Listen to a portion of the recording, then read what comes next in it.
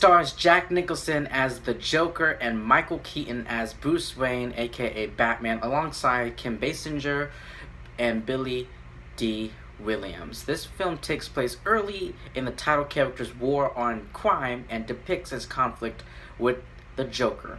Now, before I get into my review, I want to give you guys a little bit of some facts about the film. Batman was not greenlit. So this movie wasn't greenlit until after the success of Tim Burton's other movie, Beetlejuice. Numerous A-list actors were considered for the role of Batman before Keaton was cast, and Michael Keaton's casting was controversial since by 1988 he had become a typecast as a comedic actor, and many observers doubted he could portray a serious role. I mean, it's true. I mean, Batman. This is Batman we're talking about. Batman is a very serious role, and back then he was known for playing humor. Very funny or characters that had humor with them. So people had doubts, but. And also Nicholson accepted the role of the Joker under strict conditions that depicted top billing, a portion of the film's earnings, and his own shooting schedule. So yes. And the film also primarily adapts and diverts from the Red Hood origin story of the Joker, having Batman inadvertently cause gangster Jack Napier to fall into Axis chemical acid, triggering his transformation into the psychotic Joker. So in the comics, it's Ace Chemicals, but in the film they changed it to Axis Chemicals, but it's still the same thing. So yes. So here we are, Batman. I mean, like, this movie opens up and we got that classic Danny Elfman Batman theme song. I mean, when I think about Batman, I'm always gonna hear that score. That score. I'm not gonna sing it. I'm not gonna sing. I'm not gonna sing the score. But like, it was like, when I think about Batman, I think about Danny Elfman's classic Batman theme, like that opening. Dun dun dun dun dun. Like, I said I wasn't gonna sing, but I just did. But anyway, this film also inspired the later Batman the Animated Series, paving the way for the DC Animated Universe, which is true because remember every episode of Batman the Animated Series opened up with that Danny Elfman music. So yeah, and so yeah, so. A lot of things happened in the film. I mean, the one thing I don't like about Batman, like this movie, I like this movie. I don't love this movie. I like this movie. Love is a very strong word. I don't love this movie. I liked it. The one thing I don't like at all is fucking Joker, like falling in love with Vicki Vale.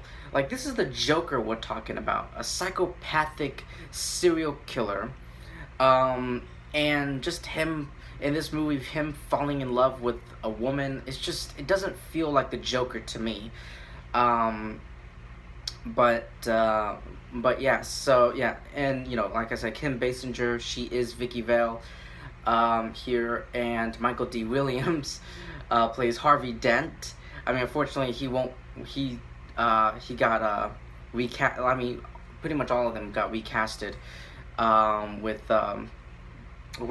Joel Schumacher films. But anyway, yes.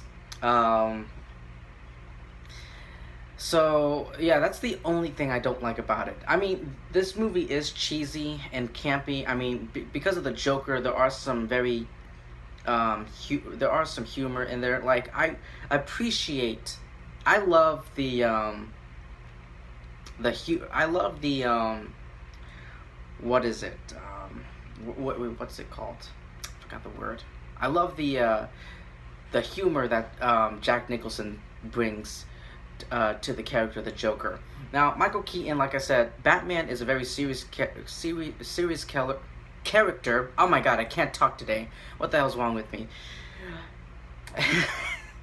Batman is a serious killer. No, Batman is a very serious character, and but I feel like Michael Keaton did a pretty good job, or a pretty decent job. Not too bad.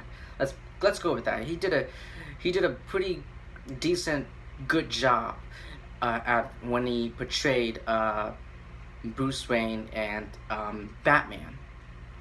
So yes. Now there are now as I was and then of course the basically like all the music, like all the songs in this film is like Prince. When I think about this movie, I will always remember the line, dancing with the devil. Have you ever danced with the devil in pale moonlight? And then the other amazing scene with with Jack's Joker was him like using the joy buzzer, and then he shook that guy's hand, and the guy was electrocuted. It was burnt. That was dark. That was some dark shit. That was some dark shit. Like, he burnt him, electrocuted him. There's nothing left but his charred corpse. That was some dark shit, but I liked that. That was great. The other thing I will always remember is when Joker, like, he broke into Vicky's like dinner date, and then like he turned on some. He and his goons were turning like the music, like turning the Prince music, and then like painting like all the painting all the, like, just ruining all the paints with their colors. It was that was one thing I remember from this film. And also the acid flower, the joy buzzer, the